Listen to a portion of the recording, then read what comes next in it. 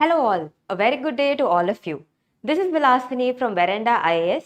So friends, இன்னைக்கு வந்து பாத்தீங்கன்னா we will be doing the daily current affairs analysis for the dates November 15, 16 and 17, 2025. So உங்க எல்லாருக்குமே தெரியும் the source that we are following is the Hindu International Edition, right? So yes, we are almost mid of November கிட்ட நம்ம வந்துட்டோம். So in the context, one thing that I want you all to clearly remember is preparation பொறுத்த வரைக்கும், right? Try to be more efficient starting from now because prelims க்கு வந்து பாத்தீங்கன்னா the time is quite short, right? So time கம்மியா இருக்கு. So I think after this you have to start gearing into preparation full-fledged, correct? So நிறைய effort எடுங்க, right? Plan your preparation, strategize, right? உங்களோட mistakes வந்து கொஞ்சம் reflect பண்றதுக்கு efforts எடுங்க, right? It's high time now. So இவ்வளோ நாளாக நீங்கள் படிச்சுட்டு இருந்தீங்க but now it is time to put all your learnings and knowledge into action. So when I say action, what I mean is conceptual clarity. Next, solving previous year questions. Because இஎம்பிஒய்க்யூஸை நம்ம அதிகமாக solve பண்ணணும். at the end of the day நீங்கள் எழுத போகிற exam UPSC. So your thinking should get aligned to the demand of the exam. கரெக்டா? So நீங்கள் பிஒய்க்யூஸ் நிறையா சால்வ் பண்ண உங்களோட திங்கிங் இந்த எக்ஸாமோட டிமாண்டுக்கு அட்ரஸ் பண்ணுற அளவுக்கு டெவலப் ஆகும். Number one. Second, நீங்கள் வந்து பார்த்தீங்கன்னா you will try understanding logically இங்கே eliminate பண்ண முடியுமா, can I work out on some options over here. Next, இன்னொரு திங் வந்து பார்த்தீங்கன்னா இதிலே ஒரு பெரிய பெனிஃபிட் வந்து என்னன்னு பார்த்தீங்கன்னா you will start thinking from the question setters point of view. So இது எல்லா ஸ்கில் செட்ஸுமே நீங்கள் உங்கள் நாலேஜை அப்ளை பண்ண தான் டெவலப் ஆகும். So for this reason I would say practice PYQs a lot. நிறையா டெஸ்ட் சீரீஸ் ஜாயின் பண்ணுவீங்க, நீங்கள் எடுத்திருக்கலாம், that is fine. But more than all of that பிஒய்க்யூஸோட அலைன் ஆகிறது ரொம்ப ரொம்ப important. Yes, so few things that I want you all to remember is number one, conceptual கிளாரிட்டியில் ரொம்பவே அதிகமாக ஃபோக்கஸ் பண்ணுங்கள். ரிவிஷன் ரெகுலராக பண்ணுங்கள். ஒரே விஷயத்தை திருப்பி படிக்கிறது போர் தான் அடிக்கும். I completely understand, I have been there. But what I want to tell you is at the end of the day exam ஹாலில் ஒரு விஷயத்தை மறக்கிறது இஸ் மச் மோர் பெயின்ஃபுல். அதுக்கு நீங்கள் ரிவைஸ் பண்ணிட்டே இருந்தீங்கன்னா it is going to be much more easier for you, right? So conceptual கிளாரிட்டியில் focus பண்ணுங்கள், ரிவிஷனை ஸ்ட்ரென்தன் பண்ணுங்கள், அண்ட் மோஸ்ட் இம்பார்ட்டன்ட்லி முடிஞ்ச அளவுக்கு நிறைய பிஒய்க்யூஸை சால்வ் பண்ணுங்கள். PYQ solve பண்ண you will be able to appreciate and understand the demand of this examination in a better manner, right? So keep these few things in mind. And yes, last but not the least, CSAT என்னைக்குமே neglect பண்ணாதீங்க, right? I have seen many potential candidates ரொம்பவே நிறைய efforts போடுவாங்க, they make it through paper 1 but paper 2 நால, right, it costs them 1 full year, right? So உங்க எல்லாருக்குமே தெரியும் as the years go by and இதே இடத்துல நீங்கள் ஸ்டக்காக இருந்தீங்கன்னா it could be painful. I don't want any of you to go through that, right? So ஒரு நல்ல சான்ஸ் கிடைக்கும் போதே give it your best shot and try to get into these services as soon as you can, right? So அதுவுமே ரொம்ப ரொம்ப important. So CSAT நீங்கள் நினைக்கிறீங்க maths is not my strength, CSAT qualifying paper அப்புறமா பார்த்துக்கலாம், no, never take CSAT for granted. Comprehension, logic, aptitude மூணுத்துக்குமே equal emphasis கொடுத்து try working out lot of questions, right? Solve them, take efforts. Because at the end of the day நீங்கள் CSAT clear பண்ணால் மட்டும்தான் you can also cross your prelims and go and write your mains, right? Mains is the actual ball game. So in the context of prelims வந்து let's not take it lightly. At the same time நம்ம எங்கெல்லாம் justice பண்ணணுமோ பண்ணிட்டே let's keep moving forward, right? It's a matter of few more months. நீங்க almost பாதி கடலை தாண்டி வந்துட்டீங்க. Now it's just a matter of half the distance which is left to be covered, right? So இந்த இடத்துல I don't think it makes sense to look back, right? So chin up, right, head up and keep moving forward. That should be the only mantra. So yes, with this, I wish you all a very happy, productive, positive week ahead, right? So in the week, நீங்க நிறைய effort போடுங்க, study well, right? And நீங்க எல்லாருமே அனுப்புற comments நான் ரெகுலராக பார்த்துட்டு தான் இருக்கேன். I appreciate all of that, right? நீங்க நிறைய கொஸ்டின்ஸ்க்கு கரெக்டாக ரெஸ்பாண்ட் பண்ணிட்டு இருக்கீங்க. You're actively engaging and that is wonderful. So keep doing that. Doubts ஏதாவது இருந்தாலுமே நீங்கள் சென்ட் பண்ணுங்க. I am looking into it and I will also respond to it, right? So in the context, let's start off on a positive note. The more you feed your mind with positive thoughts, the more you attract great things into life.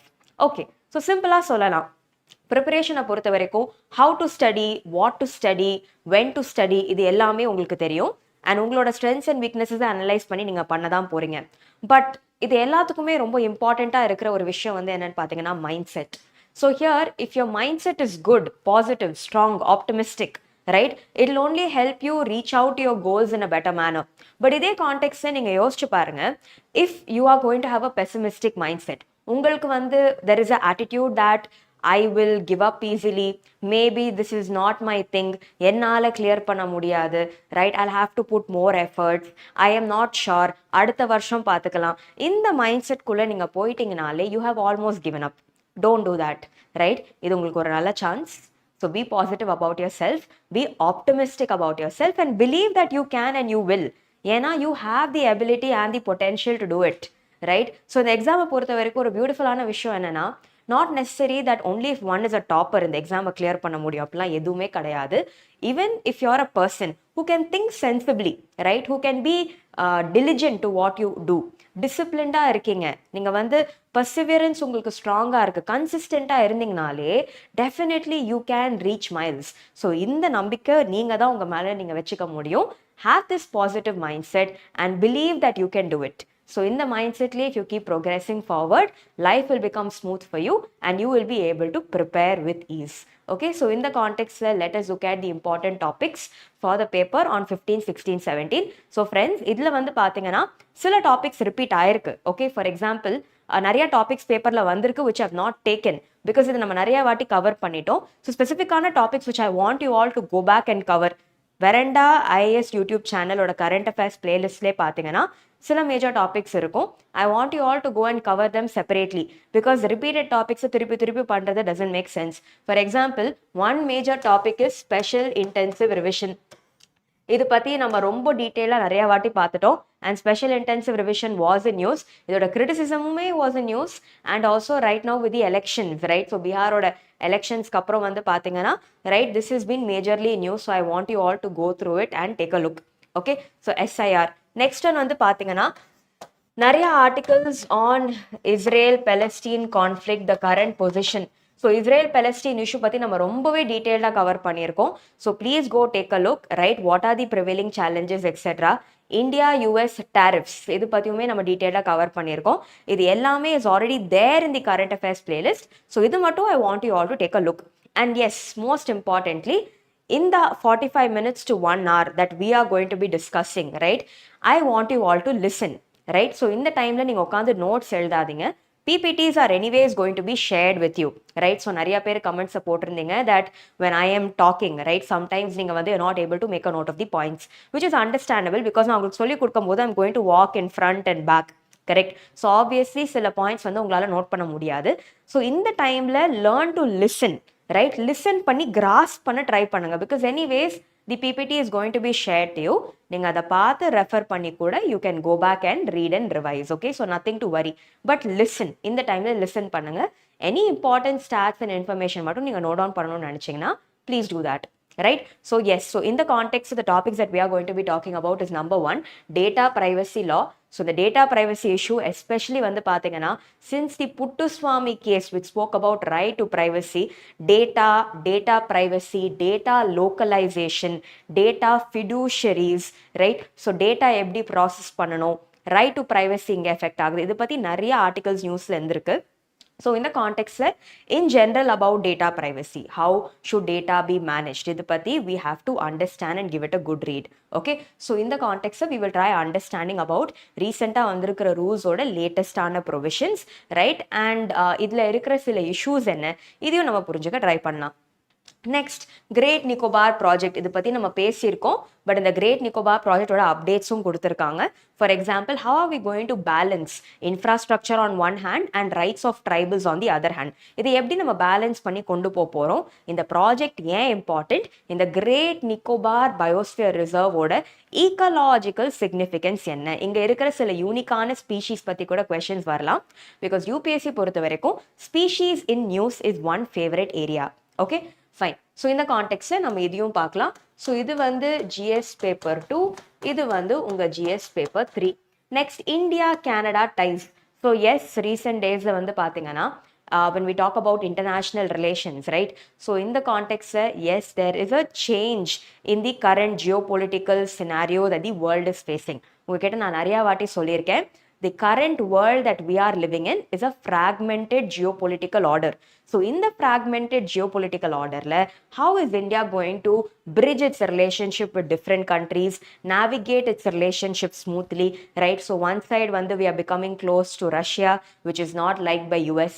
How do we manage US and also manage the US tariffs? At the same time, how do we also diversify, right? So the US tariffs oda issue ku aprom India oda lesson is we need to focus on multilateralism and strategic autonomy, right? So இங்கே பார்த்தீங்கன்னா எந்த கண்ட்ரியுமே நம்மளோட relationship with other கண்ட்ரிஸை dictate பண்ணக்கூடாது. We are a sovereign nation and we have our own ties with regard to how we are going to navigate our relationship with other countries, right? So that is also the focus of discussion.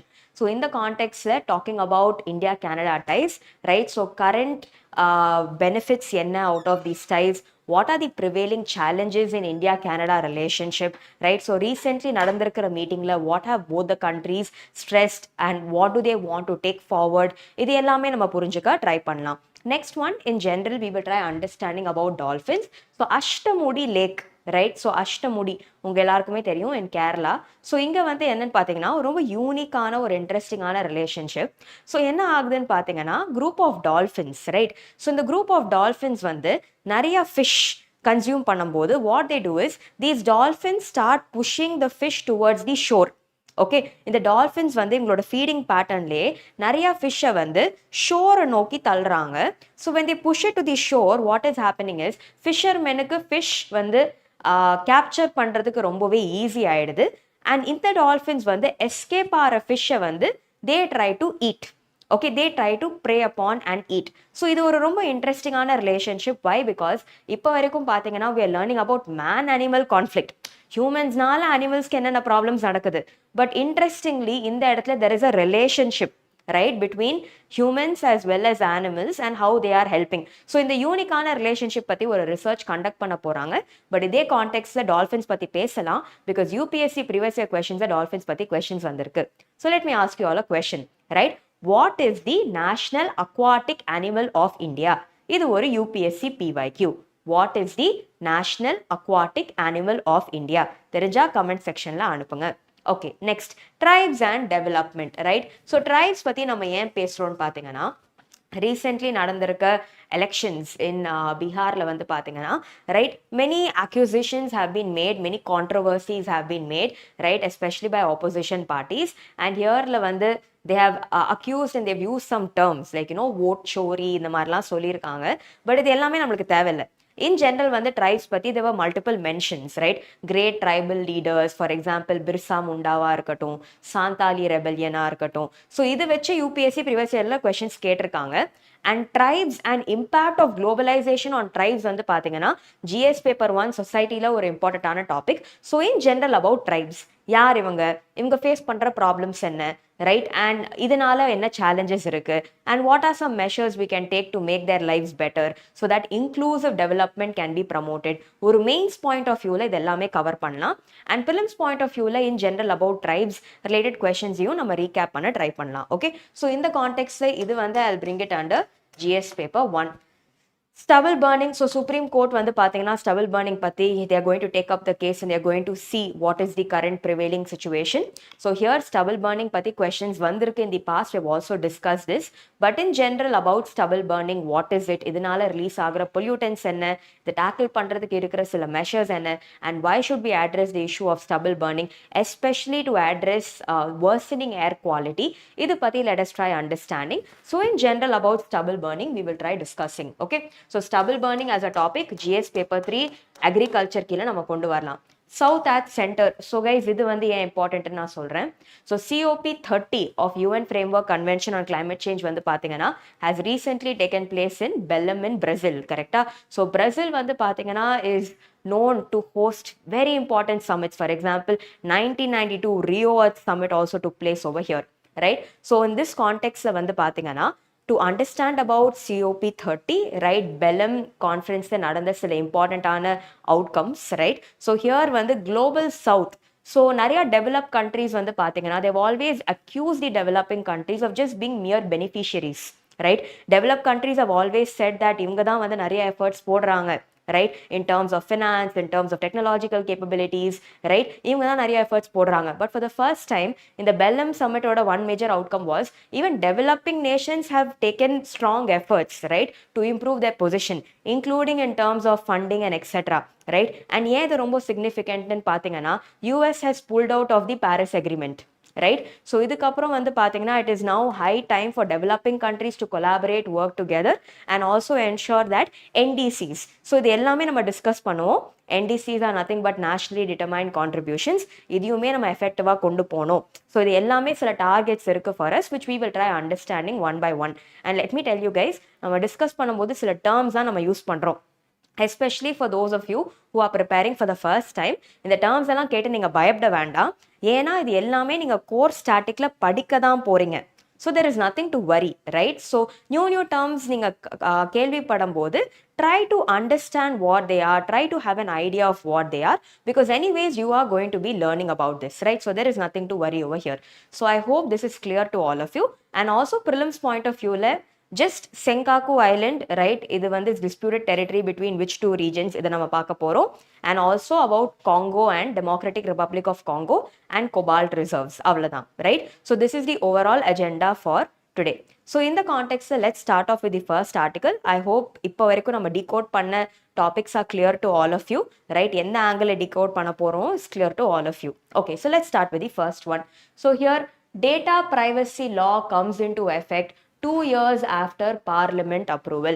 So என்ன significant ஆன விஷயம் பார்த்தீங்கன்னா 2017 வந்து there was a case, KS Puttaswamy versus Union of India.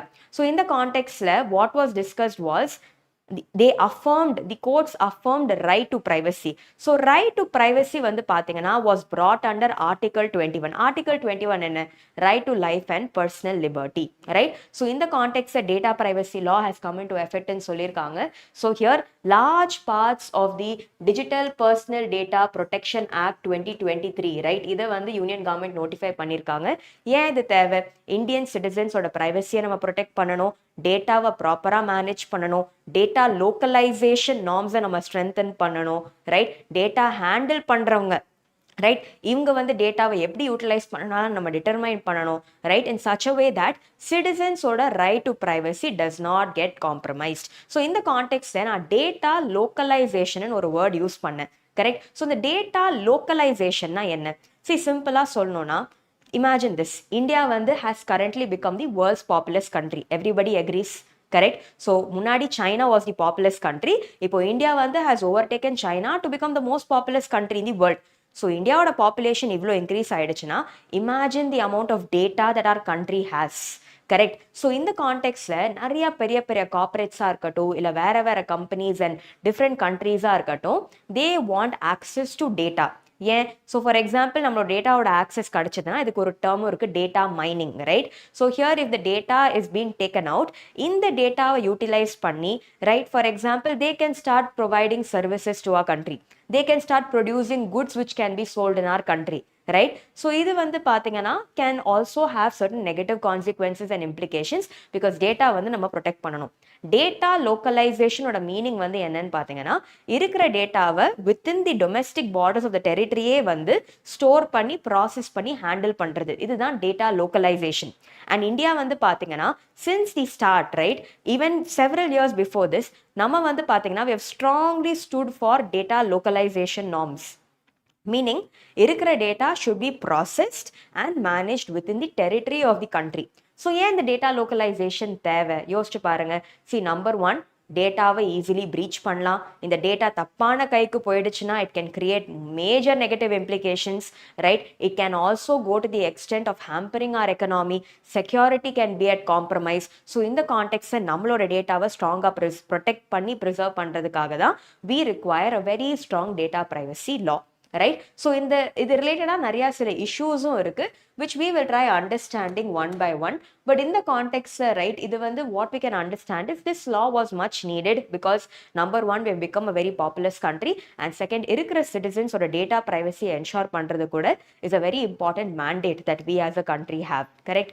Okay, so in the context, we'll understand few things. So 2017 Puttaswamy judgment க்கு அப்புறம் right to privacy was brought about as a fundamental right. Let me tell you, இது வந்து ஒரு UPSC previous year question வந்திருக்கு in prelims. Okay, with regard to right to privacy, fine. So in the context, in the rules oda major mandate வந்து என்ன, data protection எப்படி promote பண்ணணும், data fiduciaries oda roles என்ன, right? So இங்க வந்து data principles என்ன, right? So what is the role of what are the benefits to the citizens, at the same time இந்த data process பண்றவங்களோட roles and responsibilities என்ன. ஆனா அதே மாதிரி ஒரு data protection board of Indiaவுக்கும் அவங்க establish பண்ண போறாங்க, which will be headquartered in Delhi, right, to take up issues pertaining to this, cases pertaining to this. So overall இதுதான் வந்து major provisions. Now let us try understanding everything one by one. So இந்த இடத்துல talking about the different rights that people have. So number one, data principles யாருன்னா citizens. So as citizens நம்மளுக்கு என்னென்ன benefits இருக்குன்னு பார்த்தீங்கன்னா, number one, right to consent. நம்ம சொல்லலாம், right, we have the right to ensure correction to our data, erasure of our data, grievance redressal க்கு கூட நமக்கு சில rights இருக்கு. Now here if we talk about data fiduciaries, fiduciariesனா யாருன்னா எந்தெந்த entities இந்த டேட்டாவை ஆப்ரேட் பண்ணி ப்ராசஸ் பண்ண போறாங்க. ஸோ இவங்க வந்து இருக்கிற ரூல்ஸை ப்ராப்பராக ஃபாலோ பண்ணணும், ரைட், பீப்புளோட டேட்டாவை ப்ராப்பர்லி ப்ராசஸ் பண்ணி மெயின்டைன் பண்ணணும். At the same time illegal இன்டென்ட்ல இந்த டேட்டாவை மிஸ்யூஸ் பண்ணக்கூடாது, ரைட். அண்ட் நான் சொன்ன மாதிரி data protection board of India வந்து பார்த்தீங்கன்னா இது வந்து is going to be headquartered in Delhi and it is going to have 4 members in it, right. இதுதான் இப்போதைக்கு இருக்கிற salient features. So over here overall in the data protection rules வந்து பார்த்தீங்கன்னா is guided by some core principles. என்ன principles? Number one, consent. Okay, number two, transparency, purpose limitation, data minimization, accuracy, storage, limitation, security and accountability. இதுதான் major principles guiding the data protection rules. Because data வந்து பார்த்தீங்கன்னா, see, ஒரு டைம்ல வந்து people were saying that water is the new gold, right? Water is the new oil, water is the new gold. இந்த மாதிரி quotes are becoming famous because people used to say இதுக்கப்புறம் இந்த உலகத்துல wars நடந்துச்சுன்னா it would happen for water. But now going forward, data is the new oil, data is the new gold. இந்த data மட்டும் தப்பான கைக்கு போயிடுச்சுன்னா it can create so much problems. But இதே டேட்டா வச்சு நம்ம ப்ராப்பரா யூட்டிலைஸ் பண்ணி மக்களுக்கு தேவைப்படுற சர்வீசஸை எஃபெக்டிவ்லி கொண்டு வந்தா we are going to benefit, right? So இந்த மாதிரியான விஷயங்களை we should keep in mind. At the same time, the data protection rules, apart from the Data Protection Board of India, apart from the rights of citizens as well as fiduciaries, children and disabled people's-க்கு இருக்க வேண்டிய ரைட்ஸையுமே அவங்க வந்து கொண்டு வந்திருக்காங்க, right? So here வந்து to ensure that இவங்களோட data is also managed in a proper way and not misused, right? So here அதே மாதிரி data fiduciaries வந்து பார்த்தீங்கன்னா இவங்க மேலே நம்ம அப்ளை பண்ண போகிற நார்ம்ஸ் எல்லாமே கொஞ்சம் ஸ்ட்ரிக்டாக இருக்க போது, ஸ்ட்ரிஞ்சென்ட்டாக இருக்க போது, in such a way that frequently நம்ம ஆடிட்ஸ் பண்ண போகிறோம், இவங்க ப்ராப்பராக தான் டேட்டா மேனேஜ் பண்ணுறாங்களா, are there any issues in this, right? இது எல்லாமே நம்ம அண்டர்ஸ்டாண்ட் பண்றதுக்கு. அதே மாதிரி வந்து பாத்தீங்கன்னா individuals, right, that is the principles. So இந்த இடத்துல citizens பற்றி நம்ம பேசுகிறோம், the data principles which is citizens. So இவங்களை பற்றி பேசும்போது அவங்க நம்ம என்ன சொல்கிறோம்னா, individuals வந்து பார்த்தீங்கன்னா we have the right to access our data, correct our data எல்லாமே within 90 days of or we can even update it within 90 days. இது எல்லாமே சில salient features அவங்க கொண்டு வந்திருக்காங்க. ஓகே, ஸோ இந்த கான்டெக்ட்ல ஏன் இது தேவை அப்படின்னு பார்த்தீங்கன்னா, let us understand few things. See, number one, India is a very populous country, right? So here we have overtaken China. Second, populous country na generate ஆகிற data is very very enormous, right? And number three வந்து பார்த்தீங்கன்னா, the western countries are far more technologically superior in comparison to India, right? We are a developing country. So here technology upgradation வேற countries நடக்கும்போது நம்மளோட data theft ஆகிறதுக்கு chances இருக்கு. நிறைய data breach incidents are increasing, right? Onlineல வந்து பார்த்தீங்கன்னா AI related threats, cyber security related threats are on the rise, right? New malwares எல்லாமே வருது, which is creating a great deal of problem. So இந்த இடத்துல protecting our data, managing our data, preserving our data, ensuring the data localization and smooth is also very very important, right? So இந்த reasonsக்காக இது தேவை. But இதே கான்டெக்ட்ல இதுல சில criticismும் இருக்கு. We will try understanding what. For example number 1 சொல்றாங்க, it dilutes the provision of RTI act. ஆர்டிஐனா என்ன? Right to information act 2005. இந்த right to information basically as a citizen நம்மளுக்கு இம்பார்ட்டண்டான இன்ஃபர்மேஷன் தேவைப்படுதுன்னா it is important for the government to disclose it. Correct. So அப்போ தான் transparency and accountability இருக்கும். But இதே கான்டெக்ட் அவங்க என்ன சொல்லியிருக்காங்கன்னா, ரைட், this current law, right, it will weaken the provisions of RTI because here வந்து பாத்தீங்கன்னா government bodies வந்து முன்னாடி இருந்த obligation இல்ல, right, especially to provide personal information if public interest outweighs a public official's right to privacy. Right. So over here RTI ஓட சில provisions are getting diluted.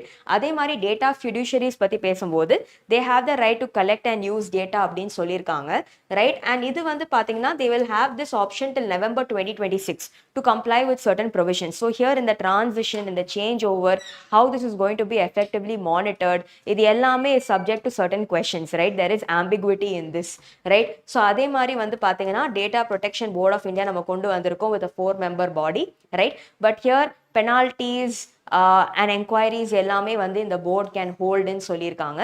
So here we have few positive outcomes as well, but அதே மாதிரி வந்து பாத்தீங்கன்னா சில provisions of this particular act have some loopholes, right, which can be easily breached. So இது பத்தி நம்ம ரொம்ப in-depth-ஆ போய் ஓரளவுக்கு if you have an understanding ஏன் data protection laws தேவை, right, at the same time இந்த இருக்கிற provisions ஓட mandate என்ன and what are some existing challenges, ஒரு answer, ஒரு mains answer எழுதுற அளவுக்கு if you have 3 to 4 points, it is more than enough. That's it. Okay, I hope this is clear to all of you. Fine. Now moving forward, Great Nicobar project and a ministry in knots. Okay, so here let us try understanding this. So Great Nicobar project பத்தி நம்ம நிறைய பேசியிருக்கோம், right? So in the context let us understand few things. So number 1, we are talking about a particular site called as the Great Nicobar Biosphere Reserve. So in the context நீங்க environmentல protected areas பத்தி நீங்க படிப்பீங்க. Okay, protected areas ன்னு சொல்லும்போது we're talking about national parks, wildlife sanctuaries, right, biosphere reserves, community reserves, conservation reserves, இந்த மாதிரி நம்ம நிறைய sites பத்தி பேச போறோம். So in the context we're talking about one category of protected area, we're talking about what is called as biosphere reserves. So simple ஆ சொல்லணும்னா what is a biosphere reserve, right? Number 1, a very large protected area. Okay, national park, wild சாங்சுரியோட பெருசா இருக்கிற ஒரு area. இந்த இடத்துல நம்ம natural லேண்ட்ஸ்கேப்பும் conserve பண்ண போறோம், கல்ச்சுரல் லேண்ட்ஸ்கேப்பும் கன்சர்வ் பண்ண போறோம். when we talk about cultural landscape, we're talking about the life of people, இவங்களோட livelihood, etc. and இன்னொன்று பார்த்தீங்கன்னா it extends across terrestrial and marine regions. Okay, so இதுதான் வந்து பயோஸ்பியர் ரிசர்வோட definition. So in the context biosphere reserve பத்தி நம்ம படிக்கும்போது you will read that every biosphere reserve has certain zones. Okay, so இந்த Jones வந்து பார்த்தீங்கன்னா சென்டர்ல இருக்கிறது கோர் ஜோன், இன்டர்மீடியேட்டா இருக்கிறது பஃபர் ஜோன், அண்ட் அதையும் தாண்டி வெளியில இருக்கிற ஜோனுக்கு பேரு டிரான்சிஷன் ஜோன்.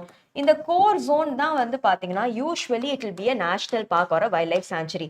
இப்போ புரியுதா why biosphere reserve is larger than a national park or a wildlife sanctuary? Because biosphere reserve ஓட கோர் ஜோனே ஒரு national park and wild life sanctuary தான், right? So that is why geographically it is very large in size, right? Buffer zone வந்து ஒரு intermediate zone. இந்த இடத்துல நம்ம என்னென்ன activities பண்ணாலுமே should somewhere help in conserving the core zone in a better manner. For example, buffer zoneல வந்து there is usually activities like say research, monitoring, education. Transition zone வந்து outermost zone. இந்த இடத்துல தான் peopleோட participation also comes into play. So this is about biosphere reserve in general. இப்போ இந்த Great Nicobar Biosphere Reserve பத்தி பேசும்போது இந்தியால a very rich biosphere reserve, right, is the Great Nicobar Biosphere Reserve. இந்த இடத்துல நிறைய unique varieties of flora and fauna இருக்கு, right? There are evergreen forests over here, mangroves over here, right? Many unique-ஆன species இருக்கு. For example, இந்த ஆர்டிக்கல்லே வந்து they have given, right, corals இருக்கு, மெகாபாட் next இருக்கு, leatherback turtles ஓட ஒரு மேஜர் நெஸ்டிங் சைட் இந்த place, right? So நிறைய யூனிக்கான ஸ்பீஷீஸும் இந்த இடத்துல இருக்கு. ஸ்பீஷீஸ் இன் நியூஸ் யூபிஎஸ்சி யூஸ்வலாக கேட்குற ஒரு area. So you should have a significant idea about the same.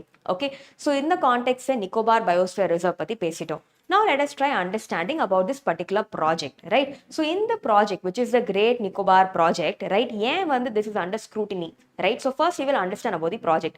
In the Great Nicobar project வந்து பாத்தீங்கன்னா it is a multimodal project, right? So in the project மூலியமா the government wants to come up with unique varieties of ports, okay, a great international transshipment container terminal, right? So massive infrastructure projects இந்த இடத்துல பண்ணணும்னு நினைக்கிறாங்க. And the main intention is India வந்து பாத்தீங்கன்னா we are a peninsula, correct? That is, we are surrounded by water on 3 sides. So we are a peninsula. இங்க இருக்கிற Andaman and Nicobar islands பாத்தீங்கன்னா இந்த சைட்ல இருக்கிற சவுத் ஈஸ்ட் ஏஷியன் கண்ட்ரீஸ்க்கு, ரைட், இந்த இடத்துல if you are going to develop the Great Nicobar project, India will have easier access to many Southeast Asian countries. And in the context நம்மளோட maritime diplomacy, right, and also நம்மளோட maritime strength develop பண்றதுக்கு ரொம்பவே யூஸ்ஃபுல்லா இருக்கும்.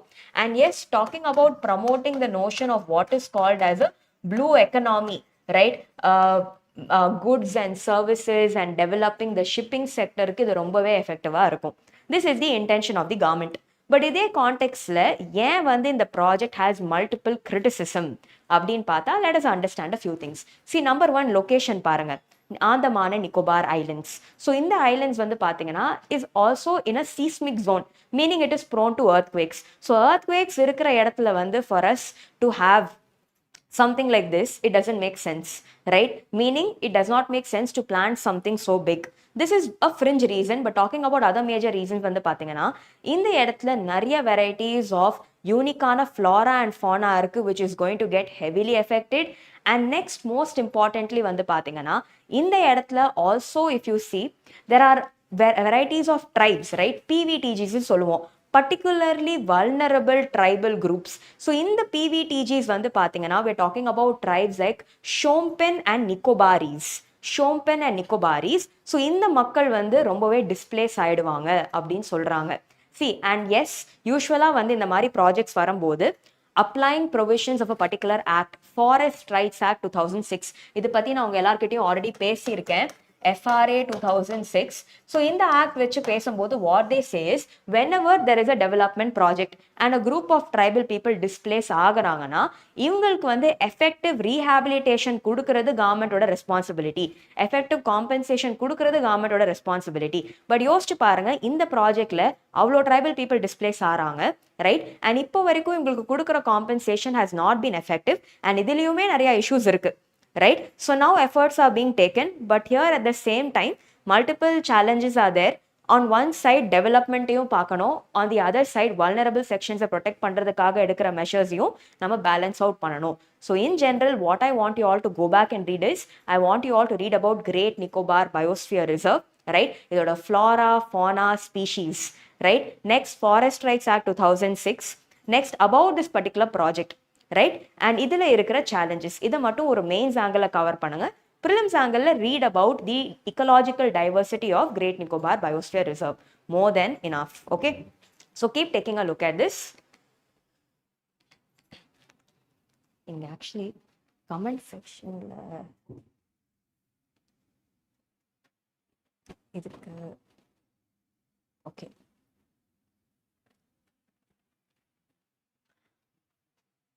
So guys, I hope this is clear to all of you, right? So if you're all clear, let's move on to the next topic. Fine. So in the topic வந்து பாத்தீங்கன்னா is a very important topic from your international relations, right? So guys, let me tell you, நம்ம external affairs minister Dr. S. Jayashankar, இவர் வந்து பாத்தீங்கன்னா he's written many books, right? So one book is Why Bharat Matters. So இந்த book நான் இப்போ recent days படிச்சிட்டு இருந்தேன். It's a very nice book. It talks about how current geopolitical situation எப்படி இருக்கு and how should India வந்து navigate its ties with different other countries, right? So in the context நிறைய countries பத்தி பேசியிருக்காரு. For example, he talks about engaging with Russia, managing US, right? And also countering China, right? And strengthening Indo-Pacific, நிறைய perspectives கொடுத்திருக்காரு. So here, if at all you're into book reading and உங்களுக்கு வந்து UPSC services, if you're interested in Indian foreign services and if diplomacy is something you like, definitely இந்த book consider பண்ணுங்க, Why Bharat Matters, okay? Fine. So now moving forward, India-Canada cement ties on trade, critical minerals investment, right? So in the context, let us understand few things about India-Canada ties. So number one வந்து பாத்தீங்கன்னா recent times வந்து India and Canada வந்து ரெண்டு பேருமே they decided that yes, it is time for us to strengthen our relationship, right? அது trade angle இருக்கட்டும், critical minerals இருக்கட்டும், investment இருக்கட்டும், we are planning on bridging this forward. But in general, UPSC பொறுத்த வரைக்கும் how has India Canada's ties been, right? Historically நம்மளும் நம்ம நிறைய பேசலாம், right? And current situation என்ன, and what are the challenges, இதையும் நம்ம understand பண்ணலாம். So when we talk about Indian national movement, நீங்க modern historyல படிப்பீங்க, Canada was a major base, right? For நிறைய revolutionaries abroad நீங்க ஒரு டாபிக் படிப்பீங்க under modern India. Revolutionaries abroad, right? So in the context நிறைய movements ஓட base வந்து பாத்தீங்கன்னா was Canada, right? So in the context if at all you know revolutionaries for the Indian national movement from Canada தெரிஞ்சா comment sectionல எனக்கு அனுப்புங்க. Okay, so here what you can understand is number one, நிறைய revolutionary, so significant ties நம்மளுக்கு already Canada இருந்திருக்கு since Indian national movement, number one. Second one பாத்தீங்கன்னா when we talk about green revolution, right? உங்களுக்கே தெரியும் இந்தியால இருந்து there is a very strong Sikh community which is there in Canada, right? So during the times of green revolution, right, later பஞ்சாப்ல இருந்து நிறைய farmers வந்து they went settled down in Canada, and இப்போ வரைக்கும் வந்து பாத்தீங்கன்னா the diaspora, Indian diaspora in Canada is strong, especially the Sikh community, right? So இதுக்குமே ஒரு ரிலேஷன்ஷிப் இருக்கு. ஸோ இந்த கான்டெக்ட்ல கேனடா வந்து பார்த்தீங்கன்னா is a multi ethnic, multi religious, multi diverse country, right? And இந்தியாவுமே we are a secular nation, right? And we have நம்மளோட diversity டிவிடெண்டுமே ரொம்ப ரொம்ப strong. So in the context of India-Canada relationship, we have many significant points where we both interact well, but also differences of opinion and diverging points நிறைய இருக்கு, which we will try understanding one by one. So here வந்து பார்த்தீங்கன்னா India and Canada ரெண்டு கண்ட்ரீஸுமே என்ன சொல்லியிருக்காங்கன்னா they are going to respect each other's sovereignty, right? ரெண்டு கண்ட்ரீஸ்க்குமே mutual respect இருக்கணும், right? And at the same time வந்து பார்த்தீங்கன்னா இந்த ரிலேஷன்ஷிப் வந்து ப்ரொக்ரெசிவாக இருக்கணும், கன்ஸ்ட்ரக்டிவாக இருக்கணும் அப்படின்னு சொல்லியிருக்காங்க. ஸோ இதே context they also cited that early 2026 வந்து Canada India CEO Forum will resume. So இந்த கான்டெக்ட்ல வந்து பார்த்தீங்கன்னா bilateral trade and investmentக்காக இருக்கிற ஒரு மேஜர் ஃபோரம் 2026 வந்து இது பற்றின டிஸ்கஷன்ஸ் வந்து will resume. ஸோ நீங்கள் யூஸ்வலாக மெயின்ஸ் ஒரு ஆன்சர் எழுதும்போது areas of cooperation between India and Canada கீழே நீங்கள் எழுதுற மாதிரி இருக்கும். ஸோ அந்த இடத்துல you can talk about in terms of governance, in terms of trade and investment, in terms of defence, in terms of agriculture, in terms of carbon capture, right? என்னென்ன ஏரியாஸை நம்ம கோஆப்ரேட் பண்ணுறோம் நீங்கள் சைட் பண்ணலாம். So இதே கான்டெக்ட்ல S நிறைய கண்ட்ரீஸுமே பார்த்தீங்கன்னா shifting towards clean energy transition. So இந்த கான்டெக்ட்ல கார்பன் கேப்சராக இருக்கட்டும், ரைட், எலக்ட்ரிக் வெஹிக்கிள்ஸாக இருக்கட்டும், we are planning on cooperating. New age technology, artificial intelligence, இதுலையும் நம்ம கோஆப்ரேட் பண்ணுறோம். நெக்ஸ்ட் உங்கள் எல்லாருக்குமே தெரியும், நீங்களே உங்கள் ரிலேட்டிவ்ஸ் பார்த்தீங்கன்னா இல்லை ஃப்ரெண்ட்ஸை பார்த்தீங்கன்னா நிறைய இந்தியன் ஸ்டூடெண்ட்ஸ், ரைட், ஹையர் எஜுகேஷனுக்கு கனடா போகிறாங்க. So here very strong student community of India and Canada ரொம்பவே ஸ்ட்ராங்காக இருக்குது. டயஸ்போரானா என்ன? Indian people living abroad, right? Diaspora of Indians in Canada, Indian diaspora in Canada is also quite strong. So as இந்த கான்டெக்ட்ல வந்து if you talk about major benefits for India to Canada வந்து பார்த்தீங்கன்னா யுரேனியம் இந்தியாவுக்கு அதிகமாக தேவைப்படுது. Canada is a major uranium supplier to India, இதை ஞாபகம் வச்சுக்கோங்க. நெக்ஸ்ட் அதே மாதிரி பார்த்தீங்கன்னா ஸ்பேஸ் ஆங்கிலையும் நம்ம ரெண்டு கண்ட்ரீஸும் கோஆப்ரேட் பண்ணுறோம். இந்தியாவோட ISRO, right, Indian Space Research Organization, and Canadaவோட Canadian Space Agency, we are having collaborations. நிறைய நானோ சேட்டலைட்ஸ் நம்ம லான்ச் பண்ணியிருக்கோம். நிறைய students from here are working over there, right, are also employed over there, right? அதே மாதிரி பார்த்தீங்கன்னா even if you talk about a bilateral trade, right? So bilateral trades in goods and services மட்டுமே பார்த்தீங்கன்னா 2023 exceeded 26 billion Canadian dollars, right? So in the context வந்து there are many areas where we are cooperating, both these countries. But here if we talk about recent setbacks in this relationship, நீங்க few months ஆவே பார்த்தீங்கன்னா because of the ongoing Khalistan issue, there has been a temporary setback in the relationship that we had. For example, ஒரு comprehensive economic partnership அக்ரிமெண்ட்டை நம்ம full ஃப்ளெஜ்டாக கொண்டு போகணும்னு நினைக்கிறோம். But we are not able to because of the current setbacks that we are facing, right? So சிம்பிளாக சொன்னோன்னா it's primary to do with the Khalistan issue. So Khalistan இது பற்றி பேசும்போது we have to get reminded of the times of Indira Gandhi, operation blue star, right? So சிம்பிளாக சொல்லணும்னா Khalistan is nothing but Sikhs wanting a nation for their own.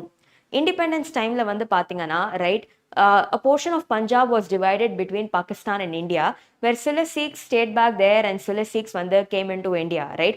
So ஒரு particular territory of the Sikhs for themselves, a land for themselves தான் வந்து Khalistan, right? So இது ரிலேட்டடாக நிறையா topics நியூஸில் இருந்திருக்கு.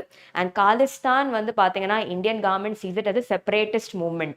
Okay, so here Khalistanோட பேஸ் வந்து is very strong in Canada, right? And இதனாலே வந்து பார்த்தீங்கன்னா there have been multiple differences between our government and the Canadian government to the extent where few months and even last yearலாம் வந்து பார்த்தீங்கன்னா diplomatic engagement and relationshipுமே ரொம்ப strained-ஆ இருந்துச்சு.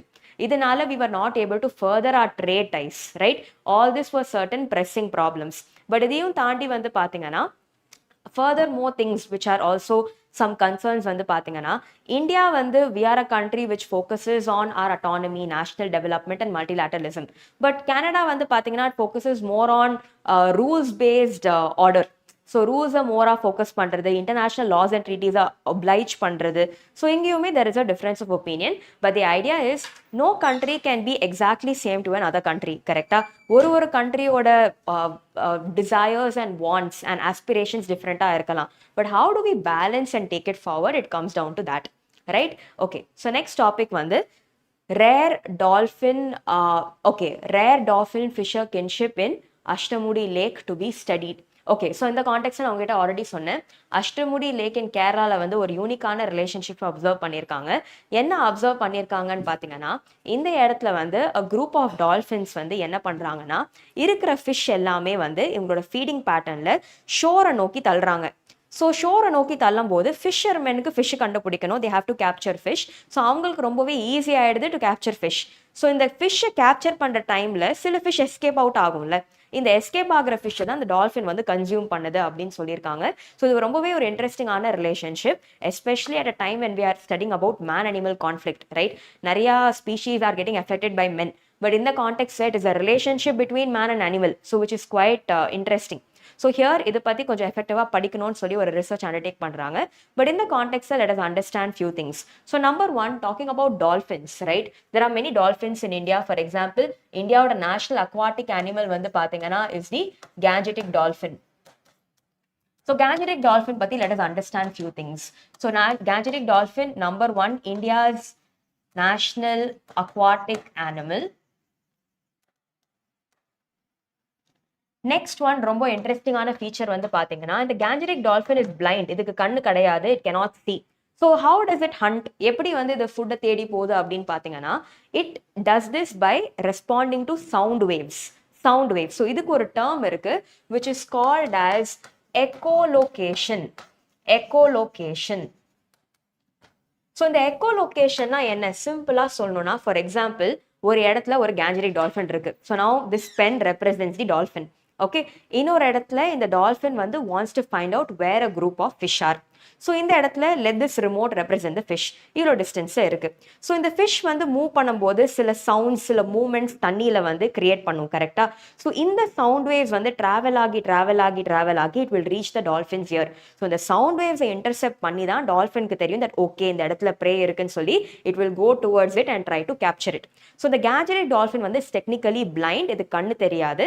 It relies on echolocation, that is through interpreting sound waves for it to go and hunt for its food. Okay, next one வந்து பாத்தீங்கன்னா gangetic dolphin is also called as an indicator species. ஏன் இதை வந்து நம்ம indicator species ன்னு சொல்றோம்னு பாத்தீங்கன்னா எந்தெந்த இடத்துல ஈகோசிஸ்டம் ஹெல்த்தியா இருக்கோ அந்த இடத்துல we can find gangetic dolphins. For example ஒரு இடத்துல வந்து வாட்டர் குவாலிட்டி புவரா இருக்கு, ஆக்சிஜன் லெவல் இந்த வாட்டர் இஸ் லெஸ்னா இந்த இடத்துல gangetic dolphin இருக்காது. ஸோ இதனாலே வந்து பாத்தீங்கன்னா Ganga river is getting highly polluted, இதனால கூட gangetic dolphinோட பாப்புலேஷன் கம்மியாயிட்டே வருது, ரைட்? அண்ட் இதே கான்டெக்ட்ல gangetic dolphins கன்சர்வ் பண்றதுக்காக கிரியேட் பண்ண ஒரு யூனிக்கான சைட் வந்து பாத்தீங்கன்னா Vikramshila wildlife sanctuary, right? So can someone tell me where is this Vikramshila wildlife sanctuary located? Vikramshila wildlife sanctuary. So Vikramshila wildlife sanctuary வந்து பாத்தீங்கன்னா exclusively for other species but majorly for gangetic dolphins கிரியேட் பண்ண ஒரு இடம், ரைட்? இதே கான்டெக்ட்ல I want you all to read about Project Dolphin and I also have one question for you. Chambal Basin is unique for the conservation of which species? Chambal Basin தெரிஞ்சா comment செக்ஷன்ல அனுப்புங்க. ஓகே, ஸோ gangetic dolphin பத்தி இருக்கிற சில பாயிண்ட்ஸை நம்ம cover பண்ணிட்டோம். So let us move forward. Here, PM attacks Congress for neglect of tribals, says Bihar voters decisively rejected caste politics. So in the context, the ongoing background issue, the controversy with regard to the opposing parties, இது நம்மளுக்கு தேவையில்லை. In general, let us understand about tribes, tribal movements and tribes face பண்ற problems and measures in general. Okay, so talking about tribes, right? So tribes பத்தி நம்ம பேசும்போது what are few things which we can understand? So number one பாத்தீங்கன்னா, these tribes are nothing but a group of people who have been feeling geographically isolated. ஓகேயா? So here இவங்க வந்து பார்த்தீங்கன்னா mainstream India பொறுத்த வரைக்கும் they are more or less facing geographical isolation. Okay, next இவங்க வந்து பார்த்தீங்கன்னா they primarily rely on forest resources, right? And இவங்களோட கல்ச்சரல் ப்ராக்டிசஸும் பார்த்தீங்கன்னா they are known to worship the forest gods etcetera. Totemism, right? Worshipping animals and plants. Next இவங்களோட culture and cultural பிலீஃப்ஸுமே ரொம்ப ரொம்ப ஸ்ட்ராங், right? And also நிறைய பேர் என்ன சொல்றாங்கன்னா they are highly prone to certain amount of diseases. Why? Because their immunity is not very great. For example, sickle cell anemia, இது எல்லாமே are some problems that tribes face. Next, they rely on practices like shifting cultivation, right? And agriculture உமே வந்து பாத்தீங்கன்னா to some extent அவங்களோட நீட்ஸை meet பண்ணுறதுக்காக பண்ணுற ஒரு self sufficient agriculture தான் இங்கே ப்ராக்டிஸ் பண்ணுறாங்க. ஸோ இந்த கான்டெக்ட்ஸை வந்து if you talk about major tribal movements and tribal revolts, I want you all to go and read about Santhal rebellion, right? And also about one great person called as Birsa Munda. இவங்க ரெண்டு பேர் வச்சு UPSC previous year questions கேட்டிருக்காங்க. Talking about Santhal rebellion, right? So recent days newsல இருந்திருக்கு. The major leaders of the Santhal rebellion was Sidhu, Kanu, Chand, Bhairav. இது எல்லாமே நீங்க மாடர்ன் இந்தியால படிப்பீங்க, right? And இவருமே பாத்தீங்கன்னா is a major contributor, right? So here Chota Nagpur Plateau and Belt. So இந்த இடத்துல நிறைய tribal movements நடந்திருக்கு. Modern historyல you will be learning about revolt of 1857. So most of these tribal movements வந்து பாத்தீங்கன்னா were precursors to the revolt of 1857. So in the context, you will be going through this as well. So modern history point of view, the tribal revolts will be covered. But here, for Indian society point of view, we cover panambodhu, we need to understand few things. Globalization, right? We're talking about a term called as globalization. So in the context, just a moment. Yeah, in the context of talking about globalization, right, what has been the implication of globalization on tribes, right? So globalization is nothing but movement of people and goods from one region to another, right? So talking about tribes and globalization, so tribes malume globalization has caused both positives and negatives. Positives என்ன சிம்பிளா சொல்லணும்னா, globalisation நடக்கிறது மூலியமா நிறைய கண்ட்ரீஸ்க்கு வந்து tribes பத்தி ஒரு awareness வருது. கரெக்டா? இவங்களோட கல்ச்சரா இருக்கட்டும், அண்ட் இவங்களோட லாங்குவேஜஸா இருக்கட்டும், இவங்களோட பிலீஃப் சிஸ்டம்ஸா இருக்கட்டும். Next, many corporates, for example earlier it was called Facebook, இப்போதைக்கு meta. Facebook conducted a program called as GOAL. இந்த ப்ரோக்ராமோட மேண்டேட்டே வந்து என்னன்னா, ட்ரைபல் சொசைட்டிஸ் இருக்கிற கேர்ள்ஸ்க்கு லீடர்ஷிப் குவாலிட்டிஸை ஸ்ட்ரென்தன் பண்ணணும்னு சொல்லி ஒரு ப்ரோக்ராம்.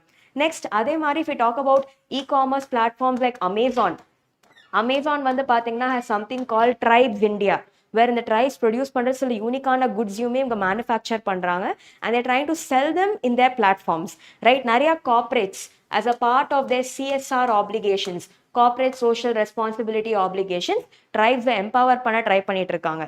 பட் இதே சைட்ல if we talk about the negatives, right, in the current era, tribes வந்து பாத்தீங்கன்னா they are facing many challenges. Number one, climate change நடக்கிறதுனால இவங்களோட இருக்கிற land etc displace ஆகுது. நிறைய டெவலப்மெண்டல் ப்ராஜெக்ட்ஸ் நடக்கும்போது இவங்களுக்கு தங்க வேண்டிய இடம் இல்லை, they are getting highly displaced, right? At the same time, loss of culture, right? And recent daysல வந்து பாத்தீங்கன்னா COVID-19 மாதிரி நிறைய diseases increase ஆகும்போது they are also getting affected by severe diseases. So here ஒரு UPSC point of viewல நம்ம படிக்கும்போது tribes face பண்ற problems, globalization ஓட benefits on tribes and negatives, இது வந்து ஒரு UPSC mains questionஆ வந்திருக்கு in the past. That is the reason I have taken effort to spread this out and explain to you. So இதை பத்தி இன்னும் கொஞ்சம் points with examples படிங்க, it will be highly useful. Okay, so now moving forward, the South at the center. As the US withdraw, Europe falters, the global South led by Brazil steps up with bold initiatives linking climate goals to economic growth. So yeah, the article is significant. Now we will anyways be reading about the updates of COP 30 of UNFCCC. But here in the context, let us understand few things. So yes, unga ellarkume theriyum, 1992 la a famous summit took place. This summit was nothing but the Rio Earth Summit. இந்த சமிட்ல என்னாச்சுன்னு பாத்தீங்கன்னா நிறைய countries ஒன்னா வந்தாங்க and 21st சென்ச்சுரியில இருக்கிற மேஜரான ப்ராப்ளம்ஸை discuss பண்ணாங்க. So இந்த கான்டெக்ட்ல 21st சென்ச்சுரியோட ப்ராப்ளம்ஸை டிஸ்கஸ் பண்ணும்போது many countries pointed out many thing. For example they said around the world climate change ஆயிட்டு இருக்கு. சில கண்ட்ரீஸ் சொன்னாங்க அரவுண்ட் த வேர்ல்டு வந்து பாத்தீங்கன்னா பயோடைவர்சிட்டி லாஸ் அதிகமா இருக்கு. சில கண்ட்ரிஸ் சொன்னாங்க அரவுண்ட் த வேர்ல்டு வந்து பாத்தீங்கன்னா டெசர்டிஃபிகேஷன் லேண்ட் வந்து ரொம்ப டீக்ரேட் ஆயிட்டு இருக்கு. ஸோ இந்த மாதிரியான ப்ரெஸ்ஸிங் ப்ராப்ளம்ஸ் இருக்கு குளோபலி அப்படின்னு சொன்னாங்க. ஸோ இந்த சமிட்டோட எண்டிங்ல வந்து பாத்தீங்கன்னா நிறைய conventions came into existence. For example climate சேஞ்ச்காக உருவாக்குன convention was UN framework convention on climate change. Biodiversity லாஸ்க்காக வந்த convention was UN convention on biological diversity. டெசர்டிஃபிகேஷனுக்காக வந்த convention was UN convention to combat desertification. இப்போதைக்கு நம்மளோட major emphasis is UN framework convention on climate change. Climate சேஞ்ச்காக create பண்ண ஒரு convention. So இந்த கான்டெக்ட்ல ரீசென்ட்லி வந்து பார்த்தீங்கன்னா COP30 of UNFCCC has taken place in Belém, Brazil. So here what does this mean? COPனா என்ன? Conference of parties. அந்த கன்வென்ஷன்ல இருக்கிற members are called parties. Conference of பார்ட்டிஸ்னா supreme decision making body of any convention. So UNFCCC பொறுத்த வரைக்கும் yearly meetings நடந்துட்டு இருக்கு. அண்ட் இந்த கான்டெக்ட்ல சில major outcomes have taken place. We will not be covering all the major outcomes now. But இந்த ஆர்டிக்கல்ல மேஜரா கொடுத்துருக்கிற சில பாயிண்ட்ஸ் மட்டும் let us try understanding. Okay, so here with regard to this particular article, number 1 என்ன சொல்லியிருக்காங்கன்னா for the first time வந்து global south, that is developing countries கூட வந்து பார்த்தீங்கன்னா rather than being mere beneficiaries, they have agreed that they also have to take efforts to become equal participants in addressing the issue of climate change. So finance-காகவுமே இவங்க சில efforts எடுத்திருக்காங்க, especially through the green climate fund, right? Adaptation goals meet பண்றதுக்காக இன்னும் efforts எடுக்கணும்னு சொல்லியிருக்காங்க. And why all this is significant ன்னு பார்த்தீங்கன்னா at a time when US, right, one of the major polluters, a developed country and also a major contributor financially is pulling out, right? It is time for other countries to take action. So in the context of different countries நிறைய efforts எடுத்துட்டு இருக்காங்க to tackle the issue of climate change, right? So over here global south பத்தி பேசும்போது we're talking about developing countries. So be it fossil fuels, be it with regard to adaptation goals, be it with regard to carbon emissions reduction, நிறைய efforts are being taken. So in the context I want you all to go back and read about UNFCCC and COP30 ஓட highlights நம்ம cover பண்ணதான் போறோம். So that time it will be taken care, nothing to worry. Okay, so here next article, 27 lakh voters removed from Mahatma Gandhi National Rural Employment Guarantee Scheme, right? Database as center conducts EKYC.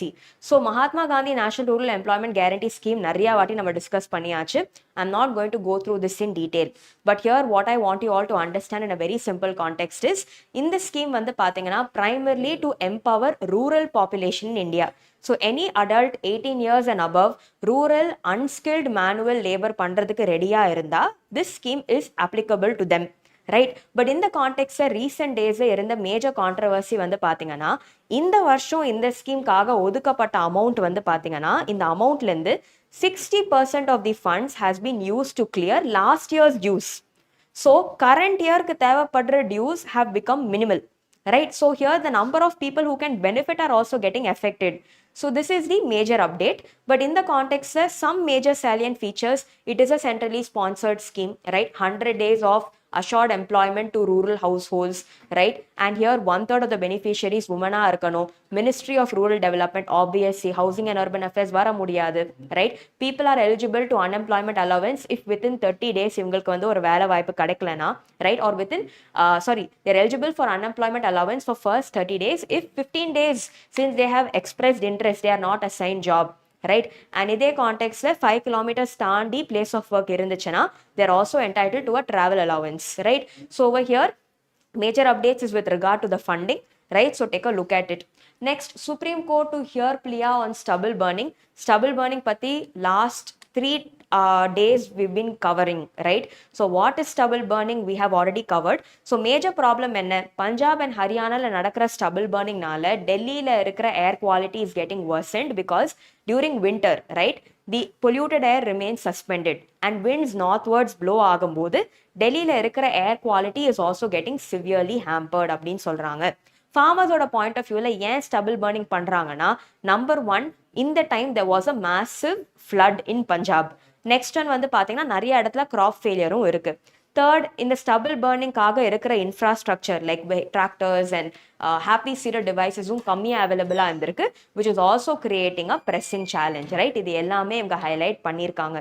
So in the context, measures to control stubble burning மட்டும் I will list it out to you. I have covered this multiple times. I want you all to go back and read. So measures to cover stubble burning வந்து பார்த்தீங்கன்னா number 1, I want you all to keep in mind torrefaction technology. Number 2, happy seeder. And number 3, pusa decomposer. Okay, இது எல்லாமே I want you all to go back and cover. Fine, so let us wait for what CJI has to tell and then we will have a better idea. Seri, so moving forward, Prelims point of view, just 2 topics alone for you. Number 1, Senkaku Islands. Usually, IR la இப்படி கேட்கலாம், ஒரு லொகேஷனை கொடுத்து this location is a disputed territory between which 2 countries or which nations அப்படின்னு கேட்கலாம்.